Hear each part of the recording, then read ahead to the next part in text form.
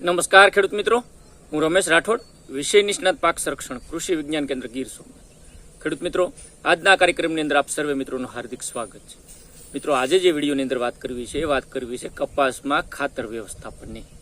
આમ તો ખાતરનું નામ પડે એટલે ઘણા બધા મિત્રો અલગ અલગ પ્રકારના મગજની અંદર આવતું હોય કે રાસાયણિક ખાતરો, જે ખાસ કરીને બજારની અંદર 50 કિલોની થેલીમાં કેમિકલ યુક્ત ખાતરો મળતા હોય એ આપણે મગજમાં આવે. પરંતુ મિત્રો, આજે જ આપણે વિડીયોની અંદર વાત કરશું એ 3 ભાગની અંદર વાત કરશું.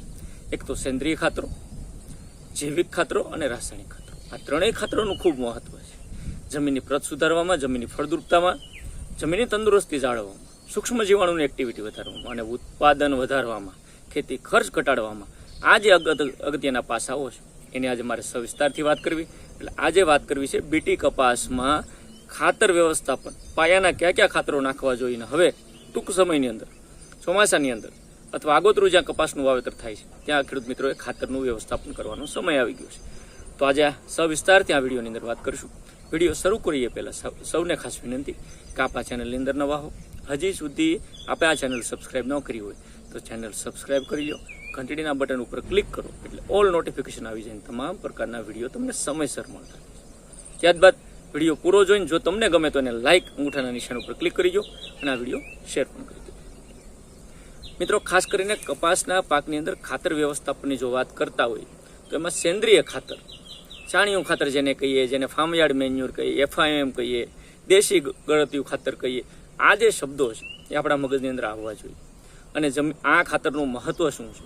તો સેન્દ્રિય જે ખાતરો છે એ ખાસ કરીને જમીનની ભેજ સંગ્રહ શક્તિ વધારવામાં, જમીનની નિતાર શક્તિ વધારવામાં, હવાની અવરજવર વધારવામાં અને જમીનની પ્રત સુધારવામાં સૌથી મહત્વનો ભાગ ભજવે.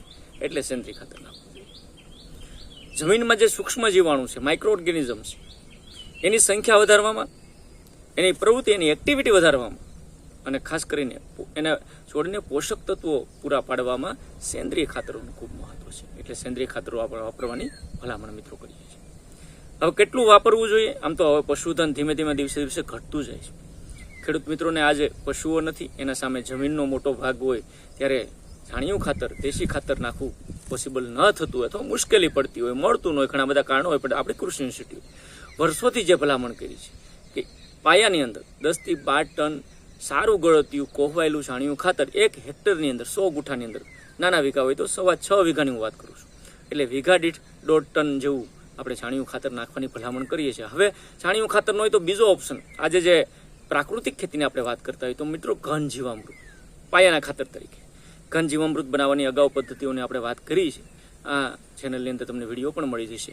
તો ઘન જીવામૃત પણ ઉપયોગ મિત્રો ખાસ કરીને આપણે કરી શકાય અને એકર દીઠ 1 ટન પ્રમાણે એટલે 1000 કિલો જેવું ઘન જીવામૃત પણ મિત્રો પાયામાં તમે નાખીને એનો લાભ લઈ શકો, સૂક્ષ્મ જીવાણુની એક્ટિવિટી પણ વધારી શકો.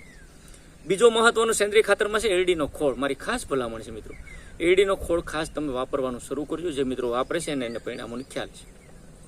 1 હેક્ટર દીઠ 100 ગુઠામાં 6.5 વીઘાએ 500 કિલો અથવા વીઘા દીઠ આપણે ગણીએ તો 60 થી 70 કિલો જેવો એરડીનો ખોળ પાયાની અંદર જ મિત્રો આપણે વાવી દેવાનો છે. કપાસના પાકની અંદર છાશમાં વાવી ગયો અથવા કપાસ ઉગી ગયા પછી પણ ટ્રાઇકોડર્મા સાથે મિક્સ કરીને તમે એરડીનો ખોળ નાખો. પણ એરડીનો ખોળ તમે વાપરશો તો ઘણી બધી જમીનજન્ય જીવાતોમાં સારું નિયંત્રણ મળશે અને પોષક તત્વો પણ પાકને પૂરા ખાસ કરીને મળી રહેતા હોય અથવા રોગનું પણ નિયંત્રણ કરવામાં એનો ભાગ છે. તો આ વાત હતી થોડીક સેન્દ્રિય ખાતરની. બીજો જે મહત્વનો ભાગ આવે જૈવિક ખાતર. જૈવિક એટલે બજારની અંદર ઘણા બધા લિક્વિડ ફોર્મના, પાવડર ફોર્મમાં, બોટલમાં મળતા ખાસ કરીને બાયો ફર્ટિલાઇઝર અંગ્રેજીમાં કહીને, દેશી ભાષામાં એને જૈવિક ખાતરો.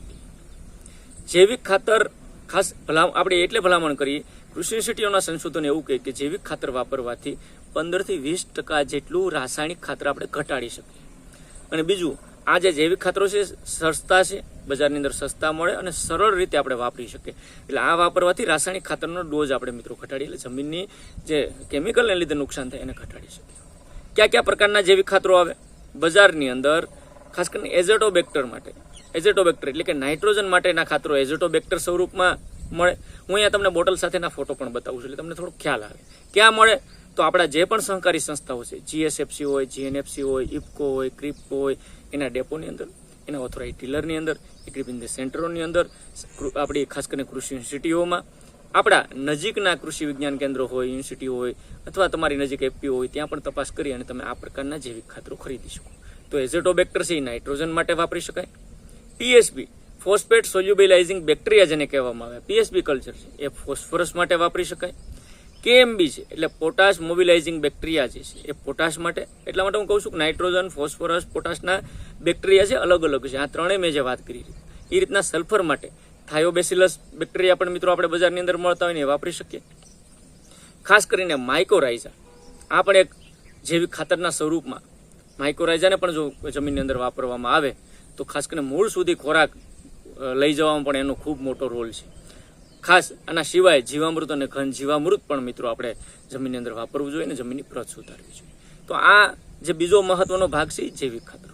ત્રીજી જે અગત્યની બાબત છે કે જેના ઉપર આપણે વધારે ફોકસ કરીએ છીએ, મને ઘણા બધા મિત્રોના પ્રશ્ન પણ આવવા મળ્યા કે રાસાયણિક ખાતરો કપાસના બીટી કપાસમાં કયા કયા પાયામાં નાખવા જોઈએ. આપણી કૃષિ યુનિવર્સિટીઓ જે ભલામણ કર્યો છે એમાં એનપીકેનો ડોઝ હોય છે. ઘણી વખત તમે પૂતકરણ કરાવો ત્યારે એનપીકેના ડોઝ લખેલા હોય છે. તો એની અંદર 240, 50 ને 125 એટલે નાઇટ્રોજન, ફોસ્ફરસ, પોટાશ કિલો પ્રતિ હેક્ટર. એક હેક્ટરમાં 100 ગુઠામાં, નાના ગુઠા હોય તો 6.25 એટલે હવા 6 વીઘામાં આ ડોઝ છે. એનપીકેનો ડોઝ છે, આ તત્વોનો ડોઝ છે. ખાતરના સ્વરૂપમાં હું હમણાં વાત કરું તમને કે 240 કિલો નાઇટ્રોજન, 50 કિલો ફોસ્ફરસ ને 125 કિલો પોટાશ આપણે ખાસ કરીને આપવું જોઈએ. હવે કપાસનો પાક છે ઊંડા મૂળ વાળો છે, લાંબો સમય ઊભો રહેતો હોય એટલે એના માટે ખાસ કરીને આપણે વધારે પડતું પોષક તત્વો જોઈએ, કારણ કે ઉત્પાદન પણ વધારે મળે અને 7 થી 8 મહિના આપણે ઊભો રાખીએ છીએ એટલે એના માટે જુદા જુદા પ્રકારના પોષક તત્વોની પણ આવશ્યકતા વધારે રહેતી હોય. તો મિત્રો આ કૃષિ યુનિવર્સિટીનો જે મેં તમને ડોઝ કીધો 240, 50, 125 જે આપણી જુનાગઢ કૃષિ યુનિવર્સિટીએ પણ ભલામણ કરી છે અને ખાસ કરીને 10 ટન જે છાણિયું ખાતરની મેં તમને વાત કરી એ પાયાની અંદર નાખવાનું છે. આ પ્રમાણે એક સારા ખાતરનો ડોઝ નક્કી કરી અને હવે કયા કયા ખાતરોના ઓપ્શન જે છે જે બેગના સ્વરૂપમાં બજારમાં મળે એની હું પણ તમને સવિસ્તારથી મિત્રો વાત કરી દઉં. હવે મિત્રો સારામાં સારું ને વધારે ઉત્પાદન લેવું હોય તો જનરલી આપણે ઘણી વખત DAP, single super phosphate, potash, urea અને એમોનિયમ સલ્ફેટ આ પ્રકારના ખાતરો જાણતા હોય, એટલું નાખતા હોય. મેં એના સિવાયના જેટલા તમને બેક્ટેરિયા કીધા, ફોસ્ફરસ, નાઇટ્રોજન, પોટાશ, સલ્ફરના એ બેક્ટેરિયા વાપરો. એની સાથે સાથે સૂક્ષ્મ તત્વો મિક્સ માઇક્રોન્યુટ્રિયન્ટના સ્વરૂપમાં અથવા માઇક્રોન્યુટ્રિયન્ટના સ્વરૂપમાં જે બજારની અંદર મળતા હોય એમાં 2 તત્વો ખૂબ મહત્વના છે કપાસ માટે પણ, મેગ્નેશિયમ અને ખાસ કરીને ઝીંક. તો આ મેગ્નેશિયમ સલ્ફેટ અને ઝીંક સલ્ફેટ પણ મિત્રો આપણે વાપરવું જોઈએ. જે જમીનના રાસાયણિક પૂતકરણ કરાવો, કારણ કે કોઈ પણ ખાતર નાખીને એ પહેલાં જમીનનું પૂતકરણ કરાવી લેવું. જમીનના પૂતકરણના રિપોર્ટમાં જે ખાતરોની ભલામણ આવે કેટલા કિલો કયું ખાતર ઘટે, કયું વધે છે તમારી જમીનમાં, એટલે જમીનનું લેબોરેટરી કરાવી અને એ પ્રમાણે ખાતરનો ડોઝ નક્કી કરવો જોઈએ. પરંતુ અહીંયા જે હું વાત કરું છું એ કોમન રીતે કૃષિ યુનિવર્સિટીની ભલામણની વાત કરું છું. એટલે કોઈ પૂતકરણ ન કરાવ્યું હોય તો એ આ રીતના નક્કી કરી શકે. જેને પૂતકરણ કરાવ્યું છે એના ખાતરમાં જે ડોઝ આવ્યો છે એ જ નાખવાનો છે. આ વાત છે મારી એ કોમન રીતે તમામ ખેડૂતો માટેની. હવે મેં કીધું એમ ઝીંક સલ્ફેટ અને મેગ્નેશિયમ સલ્ફેટ પાયાના ખાતર તરીકે 1 હેક્ટર દીઠ 25 કિલો અને વીઘામાં 4 કિલો, અંદાજિત 16 ગુઠાનો વીઘો હોય તો 4 કિલો જેટલું પાયાની અંદર આ ખાતર સ્વરૂપે મિત્રો આપણે વાવી દેવાનું હોય છે. તો એની પણ પૂર્તિ આ પાકની અંદર થઈ જતી હોય છે. હવે ખાતર ક્યાં ક્યાં વાપરવા, ક્યાં બેગ લઈ આવવી, ઘણા બધા ઓપ્શન છે. હું તમને 2 ઓપ્શનની અંદર અલગ અલગ વાત કરી દઉં, બજારમાં જે ઉપલબ્ધ હોય તમારી અનુકૂળતા અને સારી રીતે તમે એનું આયોજન કરી શકો. અહીંયા જે ખાસ કરીને વાત કરવાનું છે પાયાના ખાતરની વાત કરવાનું છે. તો પાયાના ખાતરની અંદર ડીએપી છે 18 કિલો, યુરિયા 15 કિલો અથવા યુરિયા ન વાપરવું હોય તો એની જગ્યાએ એમોનિયમ સલ્ફેટ જે 32 કિલો છે અને મ્યુરેટ ઓફ પોટાશ ખાસ કરીને 60% વાળું બજારની અંદર જે મ્યુરેટ ઓફ પોટાશ મળે એ 20 કિલો છે. તો આ પહેલો ઓપ્શન હતો ડીએપી 18 કિલો, યુરિયા 15 કિલો અથવા એમોનિયમ સલ્ફેટ બેમાંથી એક લેવાનું છે 32 કિલો અને મ્યુરેટ ઓફ પોટાશ 20 કિલો. આ 3 ખાતરો જે છે એ પાયાની અંદર 16 ગુઠાના વીઘા દીઠ આપણે મિત્રો વાપરવાના છે. આ 16 ગુઠાના વીઘાની પહેલી ભલામણ છે જે પાયાના ખાતરો. હવે ઓપ્શન બીજો જોઈ લઈએ કે દાખલા તરીકે આપણે પહેલા ખાતરના નથી મળતું અથવા નથી લેવું તો એની જગ્યાએ SSP single super phosphate 50 kilo, urea ખાસ કરીને 20 કિલો અથવા યુરિયાની જગ્યાએ એમોનિયમ સલ્ફેટ જે છે 44 કિલો અને મ્યુરેટ ઓફ પોટાશ 20 કિલો.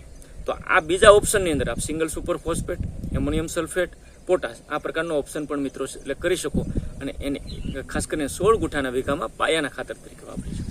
હવે આ પાયાના ખાતર પછી પૂરતી ખાતર આવે કે જે આપણો કપાસ વાવી દીધો, પાયાનું ખાતર વવાઈ ગયું, કપાસ ઉગી ગયા પછી 30 દિવસ પછી જે પૂરતી ખાતરનો ડોઝ આપવાનો હોય, જનરલી નાઇટ્રોજનનો ડોઝ હોય અને એની અંદર યુરિયા 16 ગુઠાના વીઘા દીઠ 20 કિલો, યુરિયા ના વાપરવું હોય તો એમોનિયમ સલ્ફેટ 44 કિલો અને તેની સાથે આ પાળા ચડાવતી વખતે જે વધારાનો ડોઝ મ્યુરેટ ઓફ પોટાશનો આપવાનો થાય, કારણ કે અડધો ડોઝ આપણે પાયામાં નાખ્યો છે, હવે અડધો ડોઝ જે બાકી રહી છે એ મ્યુરેટ ઓફ પોટાશ 20 કિલો ફરી પાછું આપણે એને આપી શકીએ.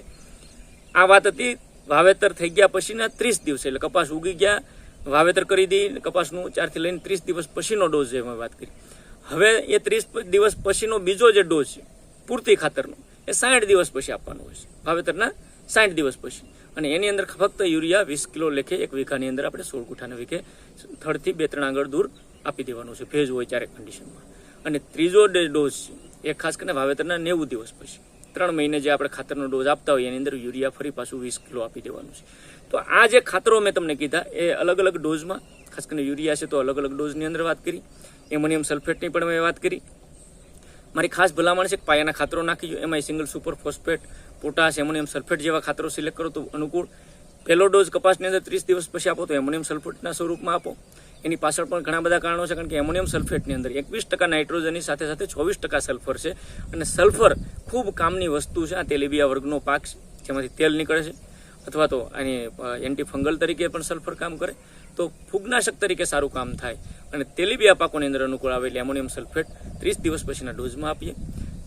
પાયામાં સિંગલ સુપર ફોસ્ફેટને પ્રાધાન્ય આપીએ આપણે ખાસ કરીને ડીએપી કરતા, કારણ કે સિંગલ સુપર ફોસ્ફેટની અંદર પણ 16% ખાસ કરીને વોટર સોલ્યુબલના સ્વરૂપમાં ફોસ્ફરસ રહેલો છે, 12% સલ્ફર છે અને 21% કેલ્શિયમ છે. તો આ બધા તત્વો પણ ખૂબ કામના છે. એટલા માટે કપાસના પાકની અંદર જે મેં બંને ઓપ્શનની તમને વાત કરી પાયાના ખાતરોની, હવે ફાડા સલ્ફર નાખવાની અલગથી જરૂર નહીં રહી જો તમે સિંગલ સુપર ફોસ્ફેટ ને એમોનિયમ સલ્ફેટ વાપરો છો, કારણ કે બંનેની અંદર સલ્ફર, એકમાં 24% અને બીજામાં 21% સલ્ફર છે, એટલે સલ્ફરનો સારો સોર્સ પણ તમને મળી જાય.